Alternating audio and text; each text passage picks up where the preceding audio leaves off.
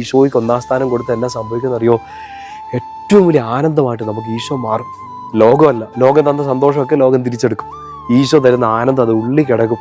അത് കിട്ടിയാൽ നമുക്കത് മതി. പരിശുദ്ധ അമ്മയൊക്കെ സ്തോത്രകീർത്തി പാടുന്നില്ലേ? എൻ്റെ ചിത്തം എൻ്റെ രക്ഷകനായ ദൈവത്തിൽ ആനന്ദിക്കുന്നു. ഈശോയിലായിരിക്കണം നമ്മുടെ ആനന്ദം. ഈശോയിൽ നമ്മുടെ ആനന്ദം ആയാൽ എന്താ സംഭവിക്കണേ? യെശയ്യാ പ്രവാചകന്റെ പുസ്തകത്തിൽ സുന്ദരമായ ഒരു വായനയുണ്ട്. 58-ാമത്തെ അധ്യായത്തിൽ എൻ്റെ 14-ാമത്തെ വാക്യം, നീ കർത്താവിൽ ആനന്ദിച്ചാൽ അവിടുന്ന് നിന്നെ ലോകത്തിന്റെ ഉന്നത സ്ഥാനങ്ങളിലൂടെ സവാരി ചെയ്യിക്കും. എന്ന് വെച്ചാൽ ആകാശത്ത് കൊണ്ടുപോകുന്നൊന്നുമല്ല, എല്ലാ കാര്യങ്ങളും കർത്താവ് അനുഗ്രഹമാക്കി മാറ്റും. കുഞ്ഞനുഗ്രഹമല്ല, നമ്മളെ നല്ല സൂപ്പർ പവർ അനുഗ്രഹമാക്കിയിട്ട് ഈശോ മാറ്റും. അത് ഒറ്റ കാര്യമുള്ളൂ, ഒത്തിരി വിശ്വാസം, ഒത്തിരി പ്രാർത്ഥന. ഇതൊന്നും അല്ല ഈശോ പറയണേ, വചനം പറയണേ, നീ കർത്താവിൽ ആനന്ദിക്കുക.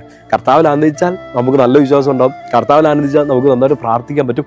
ഒരു പരാതിയില്ലാതെ പ്രത്യാശയോടെ നല്ല സൂപ്പറായിട്ട് മിന്നിത്തെളിഞ്ഞ് നിൽക്കാൻ നമുക്ക് പറ്റും.